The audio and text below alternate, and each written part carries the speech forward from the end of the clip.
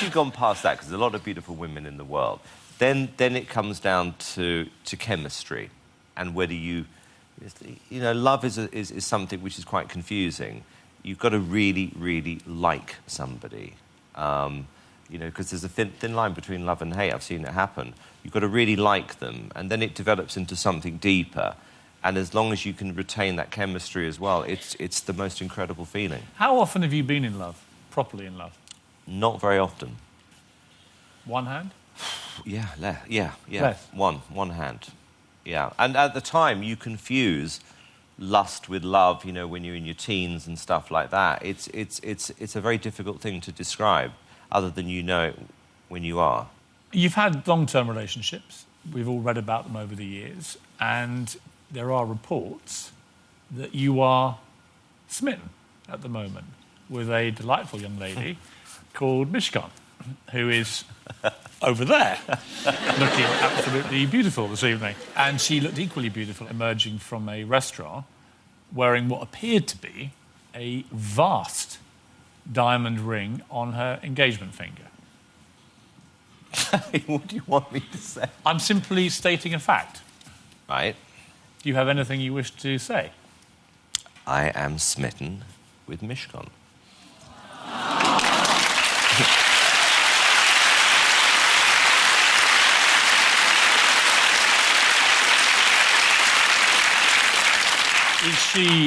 Is she the one?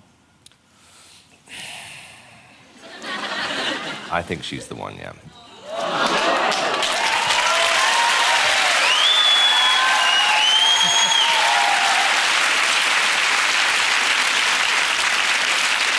And I can actually hear the sound of breaking hearts all over the world. There are millions of women watching this going, no! How would you describe her? You know, it's, you just know, you know, when you found somebody special. And I feel very, very happy for her. That I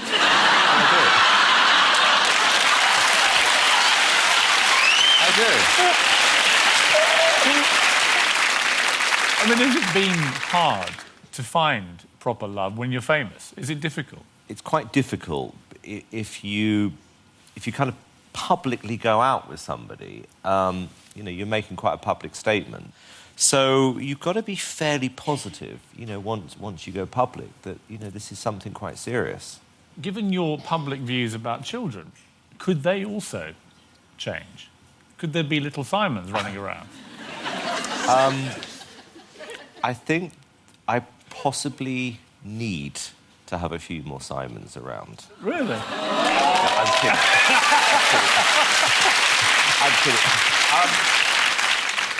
The thing about kids, it's like marriage. You know, it's something which you have to believe you're in something which is for the long term then. 100%. I want to move to the moment when you went from behind the scenes, music producer genius, all these hits, and then suddenly television rears its head and you are offered a job as a judge on Pop Stars. But you don't take it in the first series. Why was that? I was always getting people come into my office to offer me those kind of things.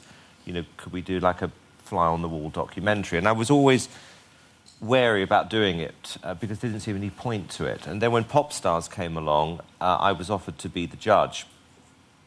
And initially I said yes. And then when I thought about it, I thought, actually, the process of watching me put together a group on TV, I don't feel comfortable with that. So I turned it down.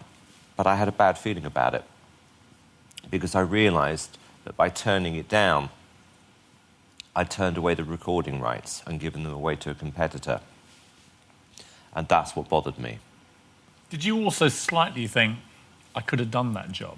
When I saw the show back, yes. I thought I probably could do a better job, yeah. Mainly because this is what I've done all my life. I mean, I've always auditioned. Do you remember your first day filming on Pop Idol? Well, we'd spent so much time planning the show. I mean, it really, really was. It was like months and months and months of preparation. And suddenly we're up in Manchester, I think we were, and we hadn't really thought about what we were going to do actually in the audition room. We hadn't actually discussed that. And I said to one of the producers, how do you want to do it? Because there's a million ways of doing an audition. He Well, I think the best way of doing it is that you sit behind the desk and someone will come in, they'll sing, then they should leave the room and you should discuss it, and then we'll bring them back into the room. Sounds a bit long-winded. And we did it for about 7 auditions, and in the end, I just can't do this. You've got to tell them to their face, there and then, whether you like them or not. I mean, this is just too painful. But that decision changed everything. Yeah, I think it did. So your TV career was up and running, but nobody, not even you, could have predicted just how crazy it was going to get. After 2 series of Pop Idol, Simon wanted a change. So he created a brand new show in which he would star and pull the shots, The X Factor. The main thing that Simon wants out of a TV show is success. He's crazily demanding. He'll phone you at 4 or 5 in the morning UK time, and he won't even apologise for phoning you or waking you up. The show divided the nation. I would describe it as lightweight, populist drivel that glorifies karaoke and tries to pass it off as music. But 20 million viewers disagreed. Now that Simon was top dog, he was able to take control of both the acts and the judges. The game had begun. Simon always gets what he wants. By series 4, Simon was bored, so he messed around with the judges. Louis out. Brian Friedman in for a second. Louis back. Danny Minogue. I didn't really warm to Danny that year at all, because she was a bit of an ice queen to me, to be quite honest with you. Nor did Sharon Osbourne, who quit in series 5. Simon replaced her with Cheryl Cole, meaning tons more attention for his show. It's kind of worked out well for me, I suppose. But the most recent series defied convention. For the first time, the boss didn't get his way. So Simon normally gets the Christmas #1. And he didn't do this year. Simon's Christmas was about to be ruined by a couple from Essex who launched a web campaign to keep his act off the #1 slot. The campaign worked. Rage Against the Machine stormed to #1, pushing Joe McElderry into 2nd spot, not a position that Mr. Cowell is used to. I was gutted for Joe more than I was for Simon. This campaign and the song they chose very succinctly says, we are fed up of being spoon-fed, just watered-down crap year after year.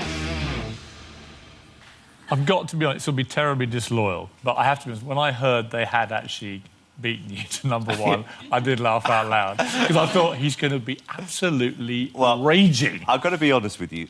For about 2 or 3 days, I did get really, really sulky. And then I suddenly thought about it, and I think, you know what?